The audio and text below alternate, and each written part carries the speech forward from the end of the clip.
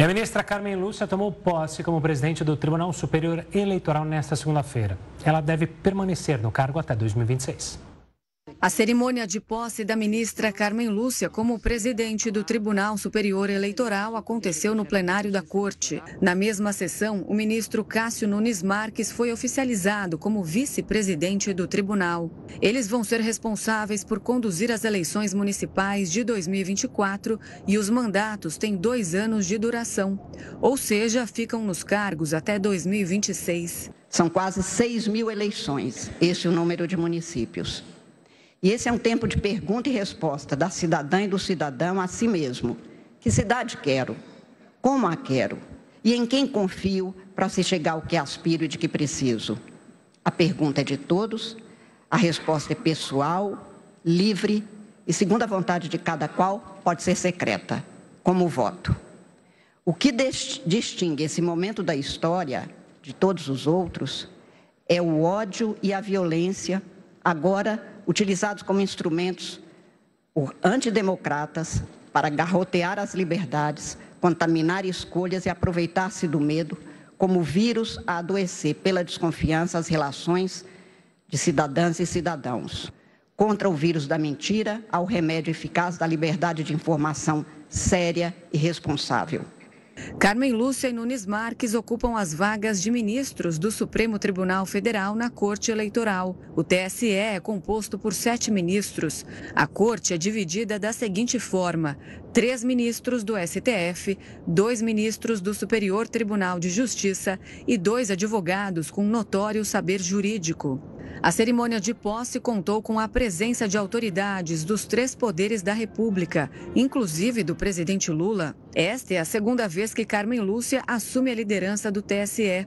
Ela ficou no posto entre 2012 e 2013. Desta vez, a ministra ocupa o cargo deixado por Alexandre de Moraes, que se despediu do tribunal na última semana.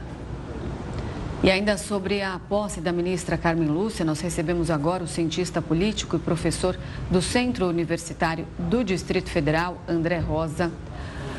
Olá, professor, uma boa noite, seja muito bem-vindo. Bom, aconteceu aí há poucos instantes a posse da ministra Carmen Lúcia.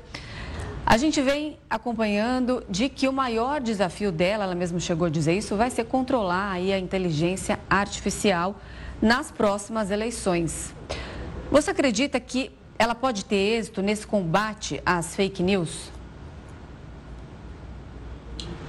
Muito boa noite aos telespectadores. Bom, primeiramente, é importante frisar que as fake news elas já existem desde o próprio Império, né? Juscelino Kubitschek, todos os governos passaram pelas fake news. Só que agora nós temos um upgrade, né? Que é a tal da deepfake, que tem sido de uma forma exacerbada nos últimos anos, né? Especialmente no último ano.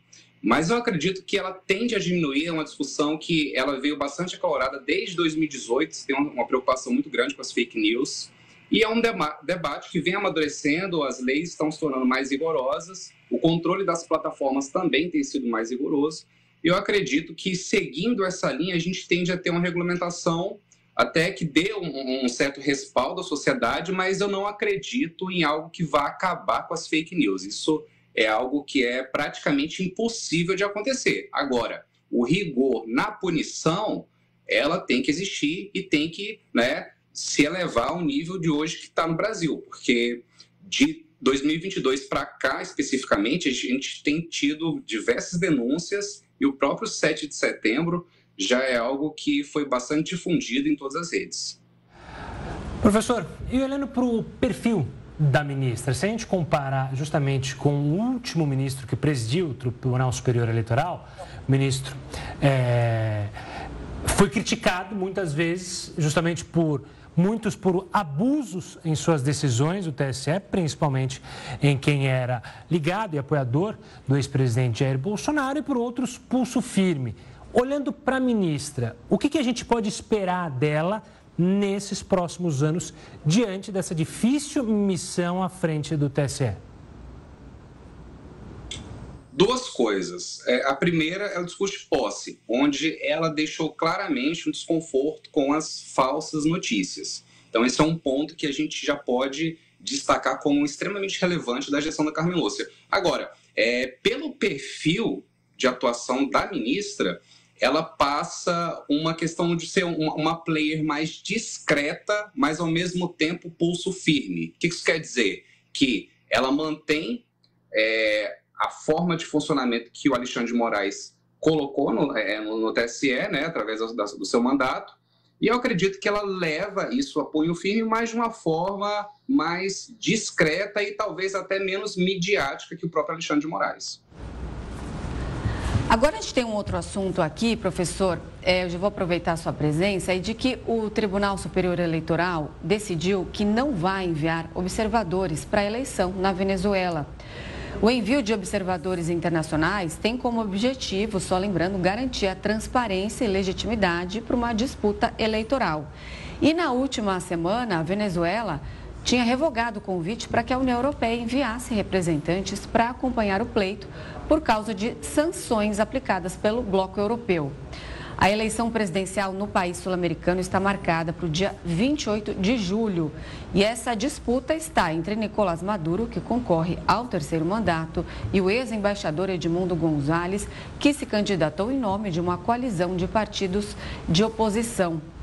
Professor, a sua opinião sobre isso, você acha que é uma decisão acertada, o Brasil aí não querendo mandar, então, observadores para essa eleição que vai acontecer no fim do mês que vem? Olha, eu sou do pressuposto que quem não deve não teme, não é? Eu encaro com certa estranheza, mas ao mesmo tempo a gente entende que existe um alinhamento no Mercosul entre Brasil e Venezuela e que talvez, né, o Brasil não queira enviar, não esteja disposto a enviar, mas muito mais por um acordo de cooperação, um acordo entre os dois chefes do executivo, né? Agora, do ponto de vista internacional, como se fala muito em eleições obscuras na Venezuela, inclusive a última eleição foi bastante questionada, isso soa um tanto estranho, principalmente do ponto de vista democrático.